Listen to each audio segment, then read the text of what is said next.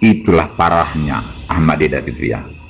Termasuk si apa kemarin itu mengatakan seperti itu, si yang datang ke Bekasi itu, ustaz segala macam. Itu bukan menyatakan Yesus hidup dalam perut bumi, bukan. Tidak ada dinyatakan tentang kehidupan itu, tidak ada. Cuma dinyatakan. Coba baca betul-betul. Baca betul-betul. Jangan bikin opini-opini. Emang ada dikatakan Yesus hidup dalam perut bumi? Ada nggak? Kan tidak ada. Ya taruhlah Tuhannya orang Yahudi Yahweh Hasem lah ya. Tapi itu bukan Allah Subhanahu Wa Taala. Yang masalahnya sekarang Allah Subhanahu Wa Taala ngaku-ngaku menciptakan langit bumi dan segala isinya. Padahal itu ciptaan WH itu. Aduh Pak Lamson, bukan kami yang klaim ya Pak ya. Yahudi yang mengklaim Allah Subhanahu Wa Taala dengan Hashem, Adonai, Elohim, Yahweh itu satu sama. Aduh Pak Lamson, coba Elohim,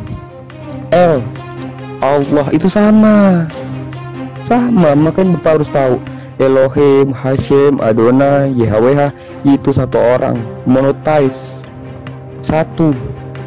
Enggak, bukan jamak, enggak ada 1, 2, 3, enggak. Orang Yahudi sendiri yang klaim itu YHWH itu sama dengan Allah, itu orang Yahudi yang klaim, bukan kami.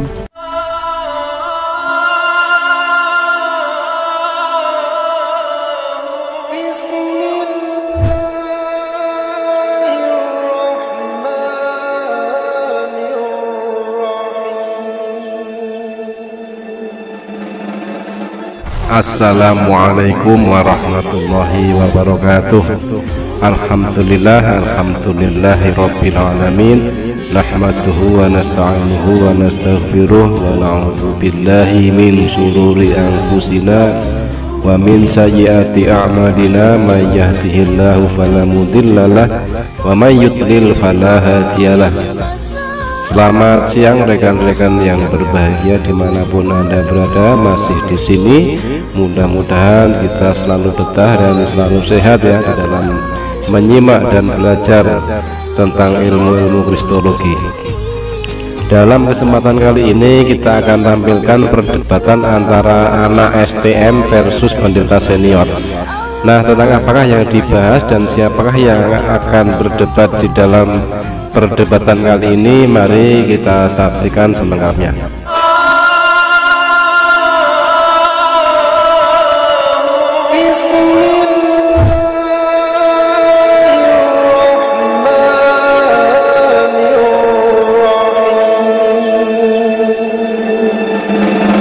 Seperti itulah Al-Yulbi hanya melihat persamaan Yesus dengan manusia, lupa melihat perbedaannya.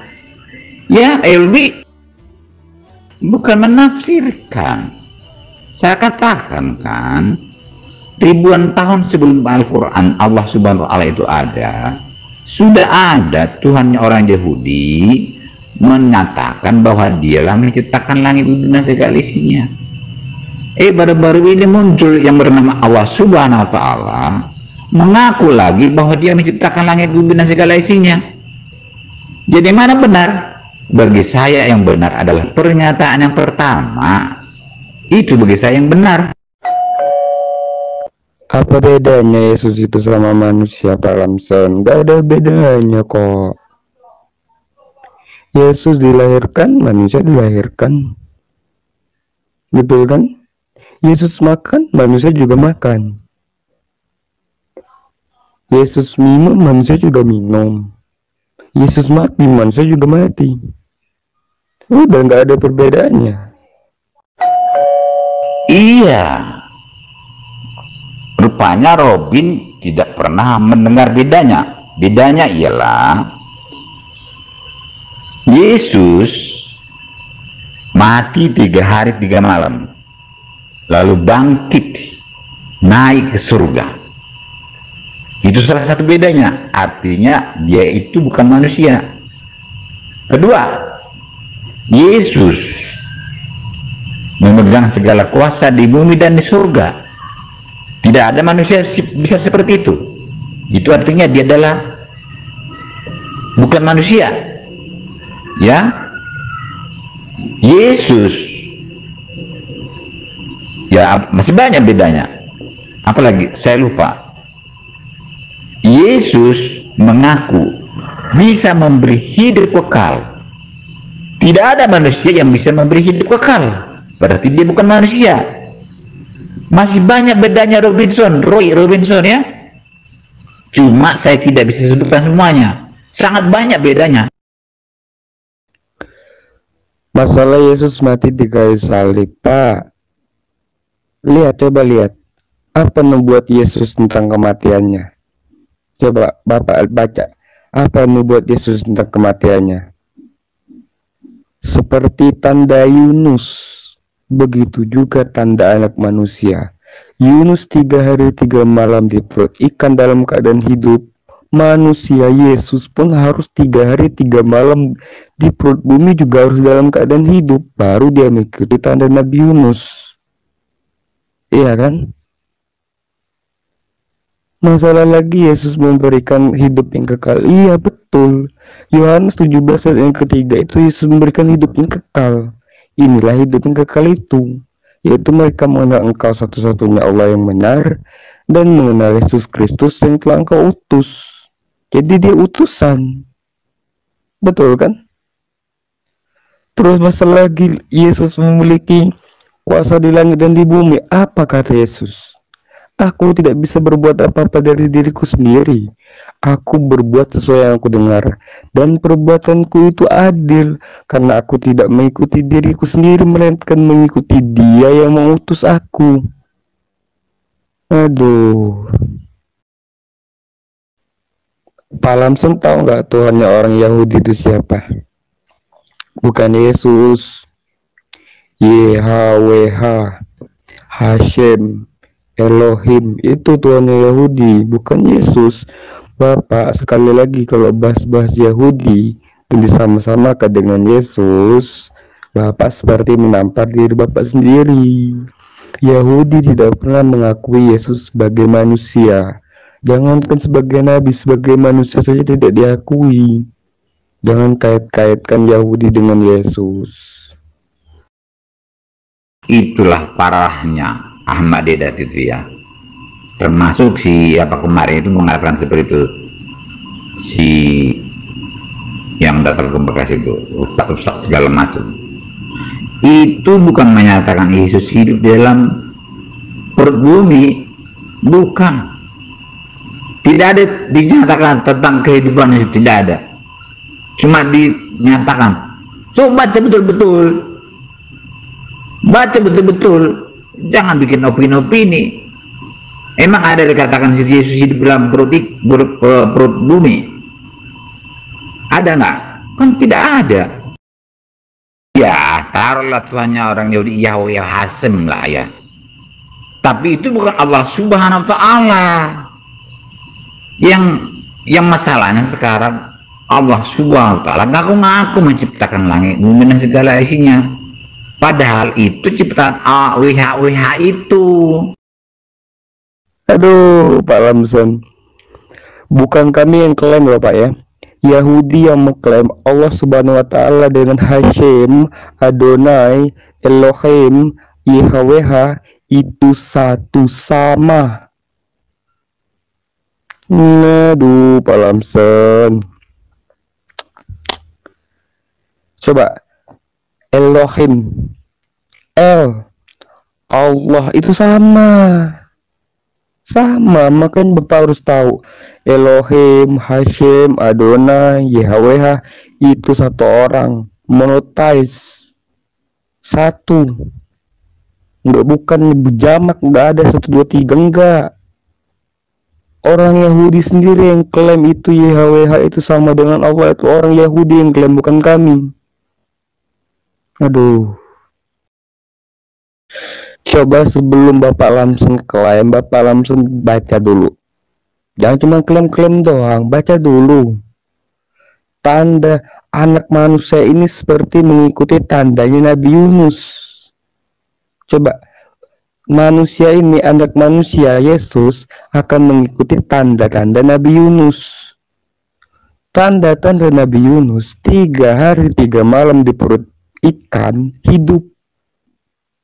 Yesus 3 hari 3 malam di perut bumi mati.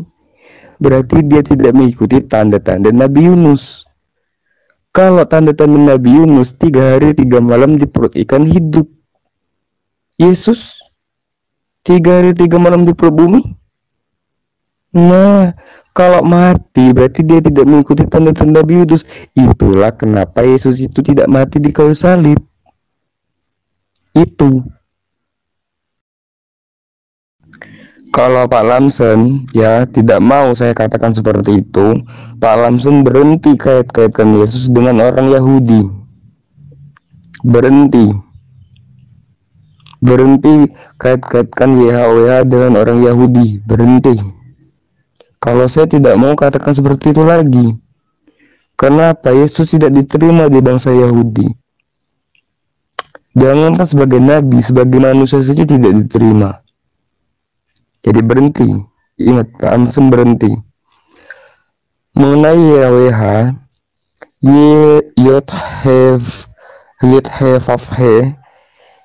itu bukan kami yang klaim. Yahudi, nanti saya kasih videonya. Rabi Yahudi mengaku bahwa YHWH dengan Allah itu sama. Ya. Kalau klaim-klaim Yahudi saya tidak mau menerima itu. Saya tidak mau. Apa kitab orang Yahudi katakan, ya? Saya buktikan bahwa Allah Subhanahu wa taala bukan Tuhannya orang Yahudi. Ya. Bukan. Buktinya apa? Tuhan orang Yahudi itu menciptakan Adam dan Hawa di bumi ini, di bumi yang sungguh sangat baik ini, sungguh sangat baik. Tidak ada gempa bumi, tidak ada kerusakan, tidak ada penyakit, tidak ada duka, tidak ada tangis di bumi diciptakan itu. Baik, belum diciptakan. Bahkan punya taman, namanya Taman Eden. Lalu Adam dan Hawa ditempatkan di Taman Eden. Itulah yang dibuat oleh Tuhannya orang Yahudi. Beda dengan Allah Subhanahu wa taala mengaku menciptakan Adam. Allah Subhanahu wa taala tidak tahu nama istri Adam. Entah siapa namanya nggak tahu. Diciptakan di surga. Nah, diciptakan di surga. Kemudian katanya saya tidak tahu benar apa tidak ya. Diturunkan ke bumi ini, Adam ditempatkan jauh dengan istrinya itu. Istrinya siapa namanya nggak tahu. Jauh lagi. Lalu ketemu katanya di Arab. Nah, kan sudah beda. Ya. Jadi cara menciptakan pun sudah beda. Berarti Allah Subhanahu wa taala bukan Tuhan orang Yahudi. Ya. Allah Subhanahu wa taala menciptakan manusia di surga, sedangkan Tuhan orang Yahudi menciptakan manusia di bumi. Kan mana yang betul? Mana yang betul ini? Robinson ya? Roy, perhatikan ya. Itulah Bapak tidak mengerti cerita, alur ceritanya Bapak nggak ngerti. Penciptaan Adam dengan Hawa itu alur ceritanya Bapak nggak ngerti. Nggak ngerti kan Bapak alur cerita penciptaan Adam dengan Hawa. Pada mulanya Allah itu menciptakan Adam. Adam kesepian di surga. Dia minta doa kepada Allah. Aku minta pendamping. Ya, supaya aku gak kesepian lagi. Dikabulkan. Dia ambillah tulang rusuk Adam untuk dijadikan seorang manusia lagi, namanya Hawa. Ya kan? Terus gara-gara iblis membujuk Nabi Adam untuk memakan buah kuldi, diturunkanlah Adam tadi ke bumi. Ya, di bumi Adam tadi minta ampun, dan dalam surga Adam minta ampun sama Allah, diampuni. Tetapi karena Adam telah melakukan kesalahan, ya karena Adam telah melakukan kesalahan Allah karena memakan buah itu, maka diturunkan ke bumi. Itu jalur ceritanya. Jangan malam sih, jangan nggak ngerti alur cerita, sok-sokan tafsir lagi.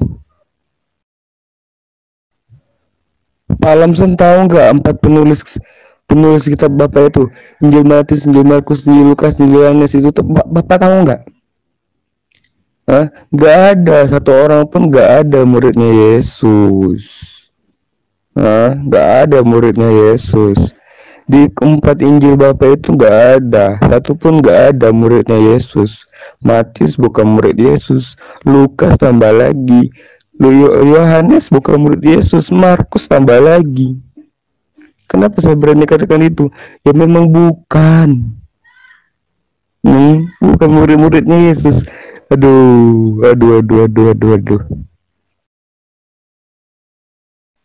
Waduh, Pak Lamson nggak balas VN saya lagi nih. Aduh. Kebiasaan buruk Pak Lamson itu kabur. Udah dijawab kabur. Aduh.